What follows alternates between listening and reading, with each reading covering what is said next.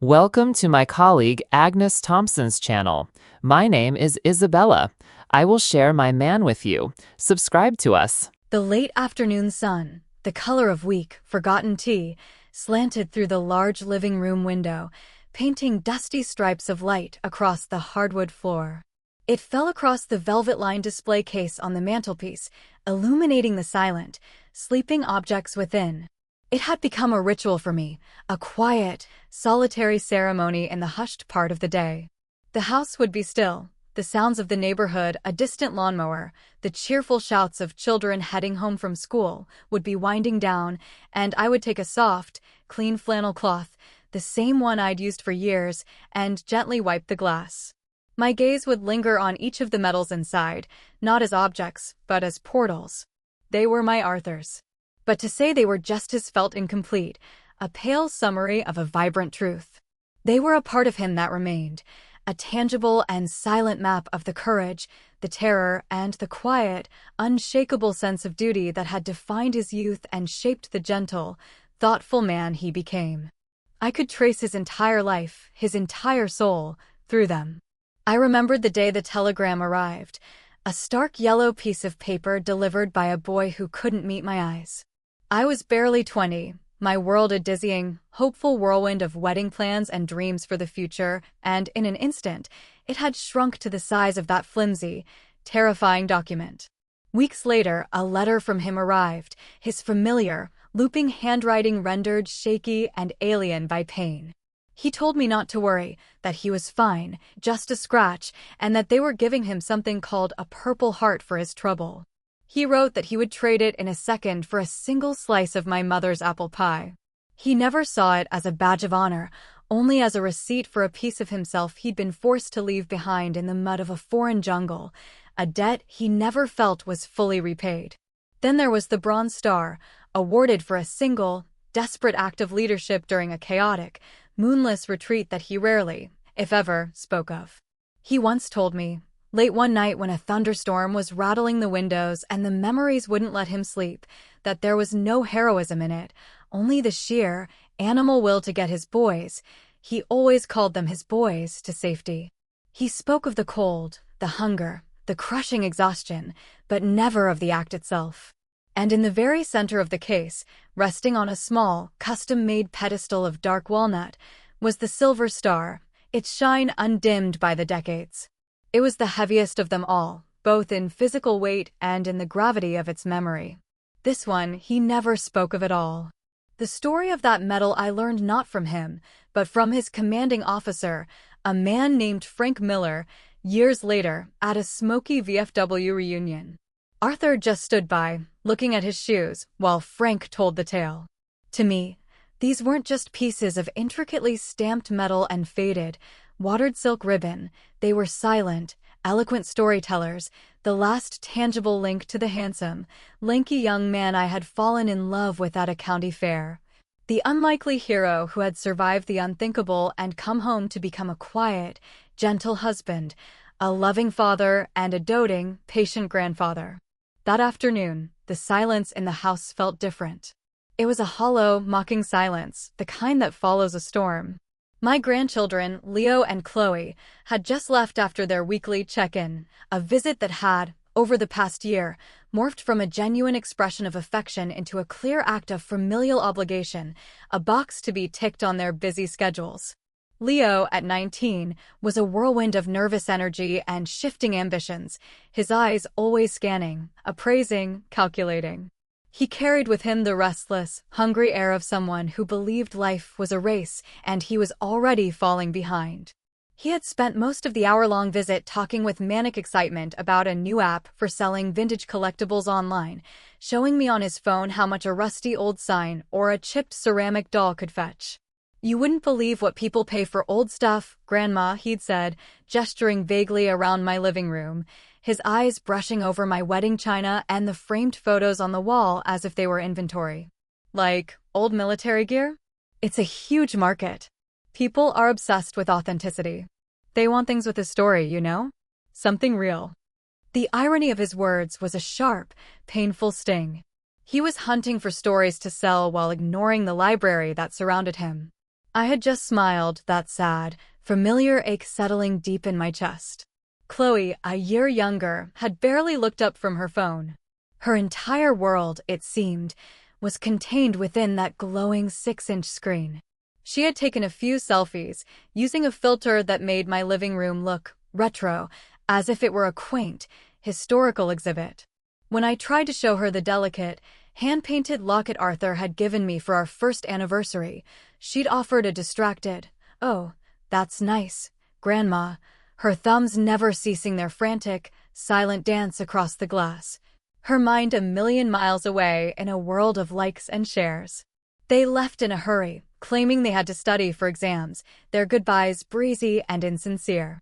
After the door closed behind them, I stood in the silence, feeling the familiar pang of generational distance. It was more than a gap, it was a chasm, a vast, empty space filled with words I didn't understand and values I didn't recognize. I went to perform my small, comforting ritual at the mantelpiece, hoping the familiar weight of memory would soothe my unease. I picked up the soft flannel cloth, approached the display case, and my heart stopped beating. For a full second, the world froze, the motes of dust hanging suspended in the afternoon light. It was empty. My mind, in a desperate, futile act of self-preservation, refused to process what my eyes were seeing. It was like looking at a familiar face and suddenly not recognizing it. The deep blue velvet, which had been the backdrop to Arthur's legacy for 3 decades, was bare. It was scarred only by the faint, ghostly impressions where the metals had rested for so long, like pale ghosts of what was lost. My hand flew to my mouth, and I felt a sob, hot and sharp, rise in my throat. I touched the glass, my fingers trembling so violently they barely felt like my own. I thought, for a wild, hopeful second, that perhaps I had moved them. Perhaps I had taken them out to clean them and had forgotten. I turned, my heart hammering against my ribs, and searched the nearby bookshelf, the side table, the desk. Nothing. The hope evaporated, leaving a cold, sick dread in its place. I went back to the case and examined the clasp on the back. It was a special clasp, a clever little puzzle of brass and wood that Arthur had designed himself after he'd caught a very young Leo trying to get it open with a butter knife. A burglar would have smashed the glass. A burglar would have taken the silver candlesticks on the dining table, the television in the corner. A burglar wouldn't have known how to work the tricky, custom-made clasp. But Leo did. I had shown him how it worked just last month, my voice full of pride as I explained how his grandfather had made it clever to keep things safe. The memory mocked me now, turning my pride into profound, devastating foolishness. The breath left my body in a ragged, painful gasp. It couldn't be. Not Leo. Not Chloe. Not Arthur's medals. The thought was a physical blow, a betrayal so deep and personal it felt like the floor had dropped out from beneath me, leaving me to fall into a cold, dark abyss. I sank into the armchair, Arthur's armchair, its worn leather sighing under my weight as if it, too, felt the loss. I saw it all now with a sickening, horrifying clarity, Leo's manic talk of the online market, his casual appraisal of my life's treasures, Chloe's detached, digital silence, their hurried, almost furtive departure. They hadn't just visited, they had committed an act of plunder. They had come into this house, my home, their grandfather's home, and had executed a heist, not with masks and weapons, but with smiles and empty hugs. They had looked at their grandfather's honor, his sacrifice, his very history, and had seen nothing but a price tag, a quick and easy path to a new handbag or the latest gadget. The hollow silence of the house was no longer just silence. It was the sound of my heart breaking, the sound of a legacy being desecrated by the very people it was meant to inspire. Denial is a stubborn fog, a comforting blanket for a mind recoiling from a painful truth, but it cannot withstand the harsh, unforgiving light of proof. The next morning, after a long and sleepless night spent staring at the empty, mocking display case, my hands shaking so badly I could barely hold a cup of tea, I turned on the old family tablet that Leo sometimes used when he visited to show me things. He was careless, a trait of the young who believe they have nothing to hide, and he always forgot to log out of his accounts. A part of me, the part that still clung to a sliver of irrational hope, told myself I was just looking, just easing my own paranoid mind. But the larger part of me, the part that had stared into the abyss of betrayal the night before, knew what I would find. His search history was a damning, digital trail of breadcrumbs leading straight to the scene of the crime, value of World War II Silver Star, how to sell military decorations online, best online auction sites for collectibles. Is it illegal to sell family medals? The last one was a small, sharp twist of the knife in an already gaping wound. He knew it was wrong. He had taken the time to research the legality of his betrayal, but not a single moment to consider the morality of it. My finger, wrinkled and trembling, hovered over the icon for a popular auction website. I took a deep, shuddering breath, the kind you take before diving into icy water, and clicked. And there they were. The photograph was poorly lit, grainy, taken on what looked like a rumpled, unmade bedspread, a backdrop of teenage apathy for a display of ultimate sacrifice. The rich colors of the ribbons were washed out by the harsh flash, the intricate details of the medal obscured. But there was no mistaking them. Arthur's medals. Lying in a careless, disrespectful heap, stripped of their dignity and context. The description underneath was soulless, clinical, and so utterly devastating that it stole the air from my lungs, leaving me breathless and dizzy. Lot of vintage U.S. military medals. Look to be in good condition. Pretty old. Includes what I think is a silver star. Cool piece of history. Starting bid $200. $200. They were selling their grandfather's soul, his pain, his courage, his survival, his nightmares and his triumphs, for a starting bid of $200. They hadn't even bothered to identify the medals correctly, lumping them together like cheap, forgotten trinkets from a dusty garage sale. Cool piece of history. The phrase echoed in my mind, a monument to their profound and terrifying ignorance. History, to them, was not a living thing, not a story of blood and sacrifice that led directly to their own comfortable lives. It was just another commodity, another cool piece to be flipped for a quick profit. The rage I expected to feel, the white-hot, cleansing anger that should have coursed through my veins, didn't come. Instead, a wave of profound, bottomless sorrow washed over me, so heavy it felt like I was drowning in it. This wasn't just theft. It was an erasure. A desecration. They were erasing him, transaction by transaction, click by click. My first instinct, the primal urge of a wounded mother and grandmother, was to pick up the phone. To scream at them. To demand they bring them back. To shame them. To let them feel even a fraction of the pain they had so carelessly inflicted on me. But I stopped, my hand resting on the cool plastic of the receiver. What would that accomplish? My mind raced, playing out the scene with painful clarity. They would deny it, their voices full of feigned shock and indignation. They would lie, constructing a clumsy, insulting story about how they had borrowed them to show a friend, or taken them to be cleaned. Or worse, far worse, they would justify it. They would tell me I was being overly sentimental, that they needed the money for school or for a car, that the medals were just sitting in a box, gathering dust, serving no purpose. A direct confrontation would only drive the wedge between us deeper, perhaps irrevocably. They would see me not as their loving grandmother, but as the enemy, the obstacle to their prize.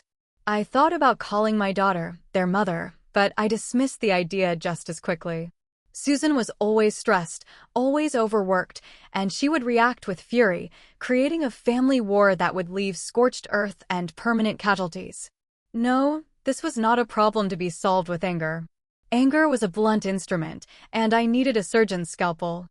That evening, when Leo called for his perfunctory, "How are you, check-in?" his voice chipper and false, I forced my own voice to be a mask of calm, a fragile shield over my shattered heart.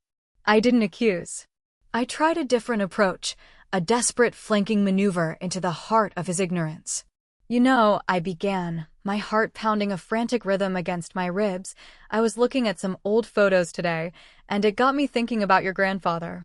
I don't think I ever told you the full story behind his silver star. It wasn't about a big famous battle you'd see in a movie. It was about one man.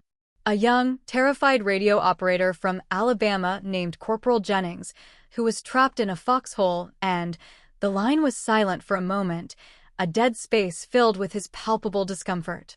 Then, a nervous cough, the sound of a cornered animal. "Oh, wow, Grandma. Yeah, that's really interesting. I didn't know that. Hey, listen, I'm so sorry, I gotta run. Chloe and I are about to have dinner, and she's yelling at me that it's getting cold. We'll talk to you later, okay? Love you." He hung up before I could say another word, leaving me holding a dead phone and a story with no listener. He didn't want the story. He didn't want the history. The story was an inconvenience. It gave a name and a face and a soul to the object he was trying to convert into cash. It made the cold, hard money feel dirty, and he couldn't have that. It was then, in the searing pain of his casual, thoughtless dismissal, that the first stirrings of a plan began to form in the ashes of my grief. My plan. It would not be a plan of anger or retribution. Yelling and punishment wouldn't restore honor, they would only create bitterness and resentment. Honor isn't something you can force upon someone. It has to be understood. It has to be felt. My grandchildren had the medals, but I had the stories. I held their true value, their real power. And I realized with a sudden, steely clarity that my plan would not be to simply get the medals back. It would be to make my grandchildren understand what they had thrown away, to make them want to bring the medals home themselves, not because they were caught, but because they finally understood. My battlefield would not be a courtroom or a shouting match across the living room. It would be their own hearts. I just needed to find the right weapon, a weapon forged not of steel, but of memory and truth. Over the next 2 agonizing days, I became a ghost in my own home, haunting the pale blue glow of the tablet screen. I watched the online auction with a strange, detached mix of dread and resolve. It felt like an out-of-body experience, watching a sacred piece of my life, of Arthur's life, being bartered away in a cold, impersonal digital marketplace by people who had no idea what they were bidding on. My plan was risky, I knew that. It was a delicate, slow-moving strategy in a world that valued speed and instant results. It required a degree of patience I wasn't sure I possessed, and a faith in my grandchildren that, at that moment, felt utterly baseless and naive. I saw the number of watchers on the auction page tick up 5, then 10, then 20. Anonymous strangers, digital ghouls, peering at the soul of my Arthur. Then, the first bid came in. $200. My stomach clenched so tightly I felt I might be sick. A few hours later, another. $250. Then $275. I could picture Leo's excitement, his eyes glued to the screen of his phone, seeing not his grandfather's harrowing legacy, but his own shallow victory growing with each dollar. He and Chloe were probably already spending the money in their minds, divvying up the spoils of their dishonor, planning their purchases. The thought was nauseating. My fears were confirmed that evening. Chloe posted a picture of a designer handbag on her social media page with the caption, "Soon." #manifesting. The casual, public cruelty of it, the sheer, unadulterated selfishness, was a fresh wound. They were not just ignorant, they were celebrating their ignorance, broadcasting it to the world. It was time. I could not wait any longer for my courage to rally. I had to act. I went in my writing desk and pulled out the old, worn address book I had kept since Arthur was alive. Its pages were soft and yellowed with age, filled with the names and numbers of the men from his platoon, the boys of Company B, as he used to call them with a mixture of affection and sorrow. Most were gone now, their names marked with a small, sad cross I had added over the years upon hearing of their passing. But one remained. Sergeant Frank Miller. A gruff, no-nonsense man from Chicago who had been Arthur's closest friend during the war. He was the rock, the anchor, the one Arthur had trusted with his life. We still exchanged Christmas cards every year, his messages always short, gruff, and deeply kind, written in a surprisingly neat, architectural script. I dialed his number, my heart a frantic drum against my ribs. He answered on the second ring, his voice still a gravelly bark, undiminished by the years. "Margaret? Is everything all right? You never call." I took a deep, shaky breath and told him everything. The words tumbled out of me, a torrent of grief and disbelief and shame. I told him about the missing medals, the auction page, the soulless description, Chloe's post about the handbag. I heard him curse under his breath on the other end of the line, a low, angry rumble like distant thunder. "I'll call the boy right now," he snarled, his voice vibrating with a righteous fury I hadn't heard in years. "I'll give him a piece of my mind he won't forget for the rest of his miserable life. I'll call his mother. I'll call the police. That's theft of valor, Maggie. There are laws against this. I'll get some of the other boys, we'll go down there and—" "No, Frank," I said, and to my own surprise, my voice was firm, steady, cutting through his rage. That's what he would expect. He would just see us as two angry old people yelling at him. It wouldn't change his heart. It would just harden it against us forever. "I need you to do something else for me. Something different. I need you to fight this battle on my terms, with my weapons." I explained my plan to him, slowly and carefully, laying out the strategy step by step. There was a long silence on the other end of the line. I could hear his heavy, rhythmic breathing. I worried I had asked too much, that he would think me a sentimental old fool for not choosing a more direct, more aggressive path. Then I heard a low chuckle, a sound like rocks tumbling down a dry hill. "Maggie, Maggie, Maggie," he said, a note of deep, grudging respect in his voice. "Arthur always said you were the strategist in the family. He always said you saw the whole board, not just the next move. He said you could outthink a general. All right, I'll do it. For Arthur. Let's give those kids an education." The next morning, a new notification appeared on the auction page. It wasn't another bid. It was a public message, posted in the question and answer section, visible to every bidder, every watcher, every anonymous ghoul feasting on my family's shame. It was from a new user with the handle, HistoryHunter88. Frank. The message was a masterpiece of strategic warfare, a surgical strike aimed not at the wallet, but at the conscience. It read, "Hello. I see you are selling what appears to be a silver star among other decorations. My offer to purchase is substantial, and I am a serious collector of items related to the Pacific Theater. But before I place a formal bid, I have a question I ask of all sellers of such significant items. Can you please tell me the story behind the medal? Who is the man who earned it? What did he do to be awarded our nation's third highest decoration for valor? I collect the stories, not just the objects. A medal without the story of the hero behind it is just a piece of scrap metal."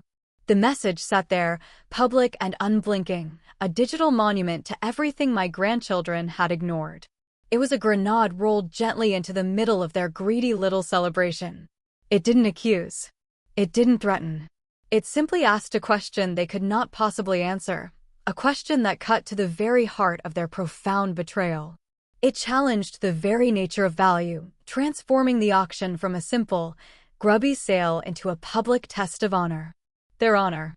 And I knew, with a certainty that calmed my racing heart and stilled my trembling hands, that it was a test they were destined, and deserved, to fail.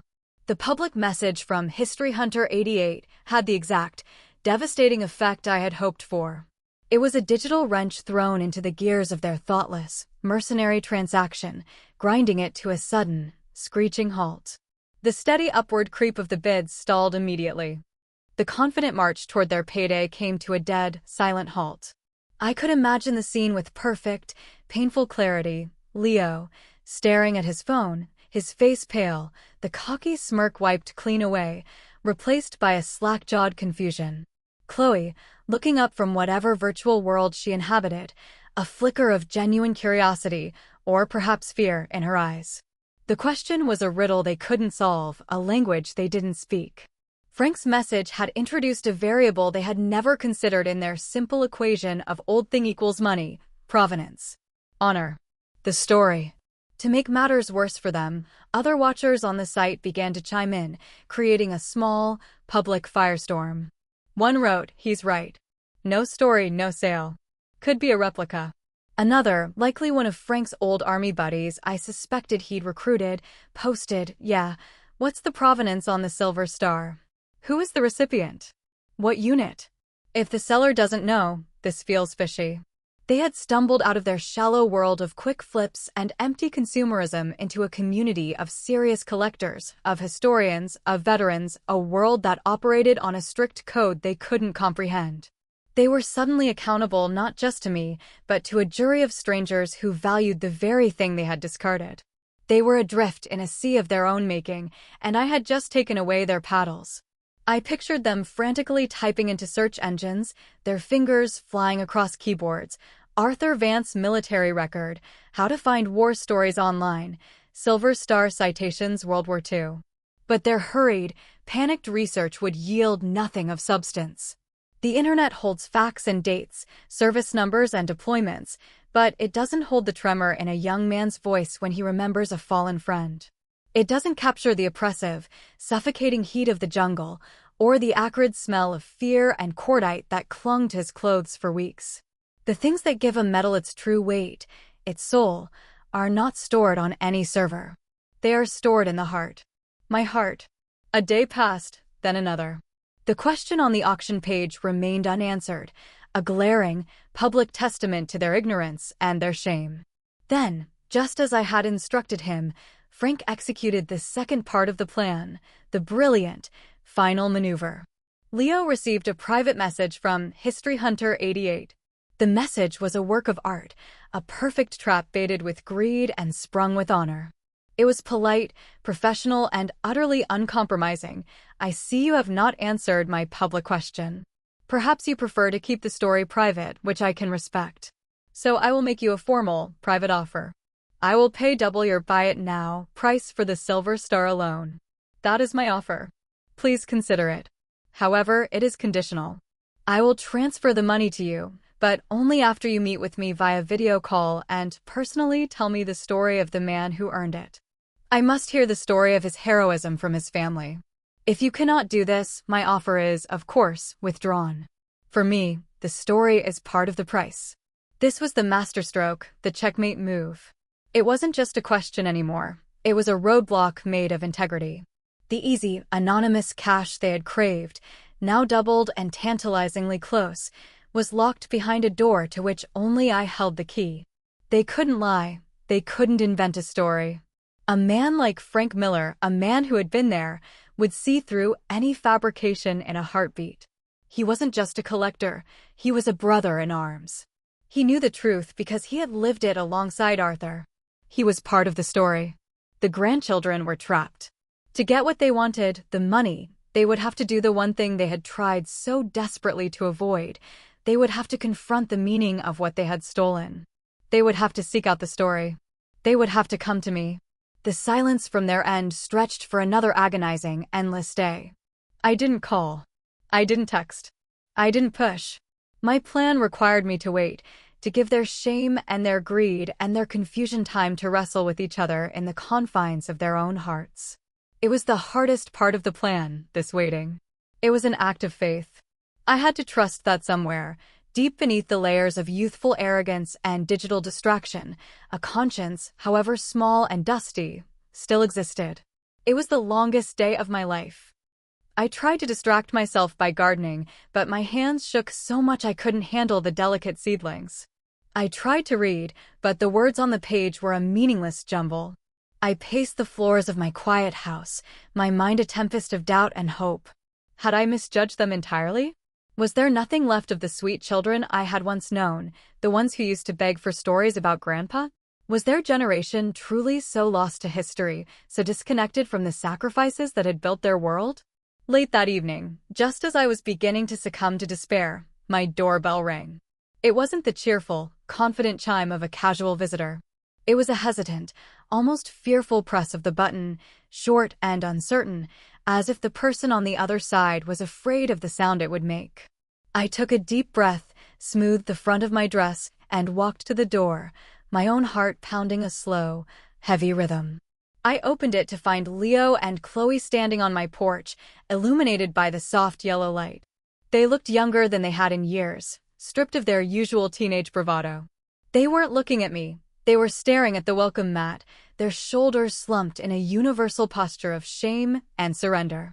Leo was holding a small, lumpy cloth bag. The medals. He held it out to me, his hand trembling so much that the metals inside made a soft, mournful clinking sound, like tiny broken bells. "Grandma," he whispered, his voice cracking on the single word. He couldn't continue.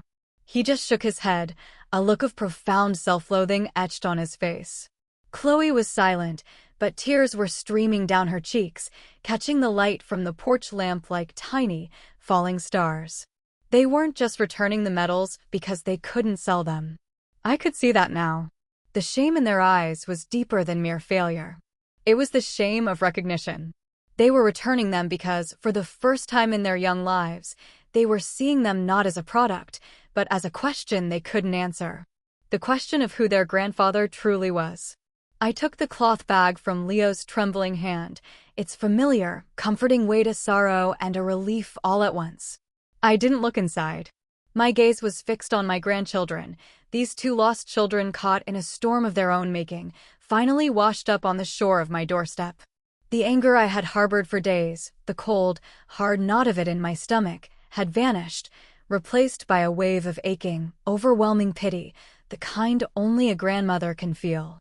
"Please, come in," I said softly, my voice thick with an emotion I couldn't name.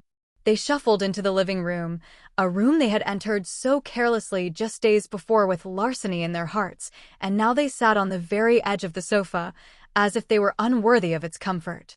They looked like defendants awaiting a verdict, their hands clasped nervously in their laps. The silence in the room was thick and heavy with unspoken apologies and profound regret. It was Leo who finally found the courage to break it, his voice barely audible, raw with shame.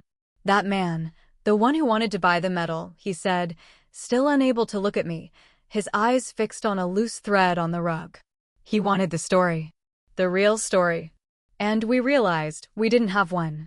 We went online, we spent hours trying to find something, anything, but there was nothing. We know he played golf and liked to fish on Saturdays. We know he was your husband. But we don't know him.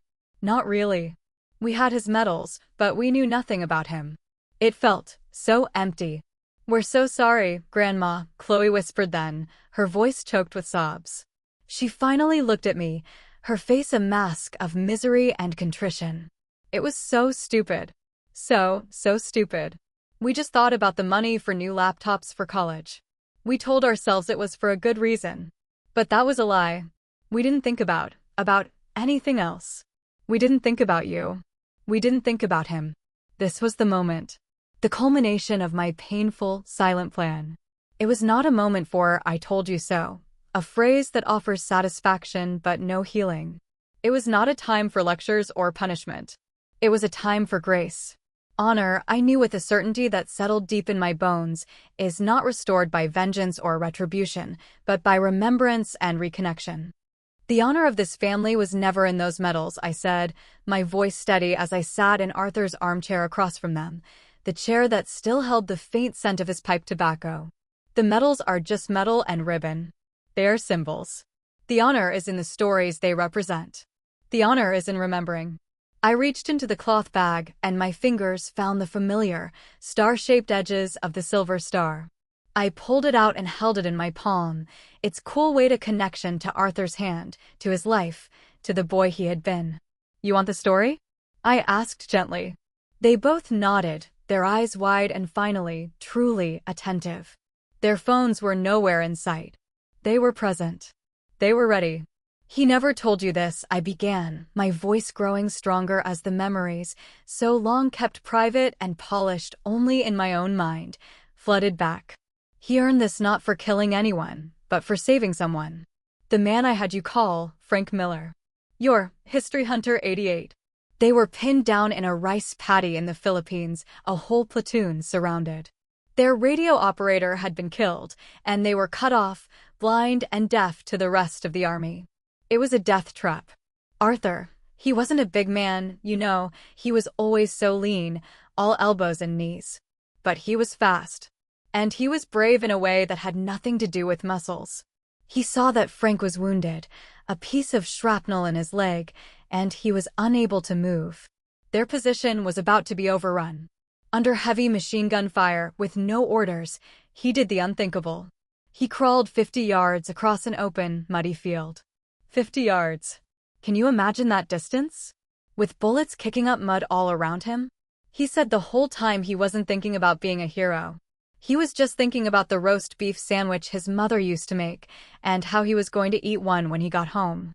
He reached Frank, who was bleeding and semi-conscious, patched him up as best he could with his own field dressing, and then he dragged him, inch by painful inch, all the way back to their line.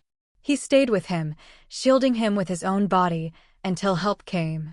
Frank told me later that Arthur saved his life and the lives of 6 other men, because by getting back, he could tell their command what was really happening on the other side of that field. He saved them by refusing to leave one man behind. I paused, letting the story settle in the quiet room. I looked at their faces. The wall of youthful indifference had crumbled, washed away by the truth. They were not just hearing words, they were seeing their grandfather for the first time. A young, terrified, impossibly brave boy, thinking about a sandwich while staring death in the face. I spent the next hour, as the sun went down and the room filled with soft, forgiving shadows, telling them the stories. A story for every medal. I told them about the quiet farm boy who earned the Purple Heart by taking shrapnel that was meant for his best friend, a boy from Brooklyn who never made it home. I told them about the Bronze Star and the chaotic, terrifying night retreat where he led a lost squad back to safety using only the stars and a broken compass, humming a tune his father had taught him to keep their spirits up. I gave them back the grandfather they had never known, the hero who hid inside the gentle man who taught them how to fish and how to whistle through their teeth. When I was done, a new kind of silence filled the room. It was not a silence of shame, but of reverence, of awe. We canceled the auction, Leo said quietly, his voice full of a new, sober maturity. We told the man the medals were not for sale at any price. We're so ashamed, Grandma. Don't be ashamed, I said, my heart feeling fuller and lighter than it had in years. Be keepers of the story. That's how you honor him now. The next Saturday, they came over not out of obligation, but with a purpose. Leo brought a laptop and Chloe brought a beautiful new leather-bound notebook and a pen. Together, the 3 of us spent the entire afternoon creating a new display. It was a slow, meticulous, loving process. We didn't just put the medals back in the case. For each medal, Chloe interviewed me, writing down the story I had told them in her neat, careful script, asking thoughtful questions I never imagined she would care about. Leo, using his design skills for something other than a get-rich-quick scheme, researched the historical context of each battle, adding a short paragraph about the larger conflict, giving their grandfather's individual acts of bravery a place in the grand tapestry of history. He designed and printed a beautiful backdrop for the case, a collage of old, sepia-toned photos of a young, smiling Arthur in his uniform. As we placed the last medal in its spot, nestled on the clean velvet, now surrounded by the words and pictures that gave it meaning and life, I knew my plan had worked. The medals were home. But more than that, Arthur was home.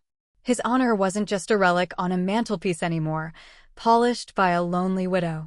It was alive, breathing in the hearts and minds of a new generation, finally and forever understood.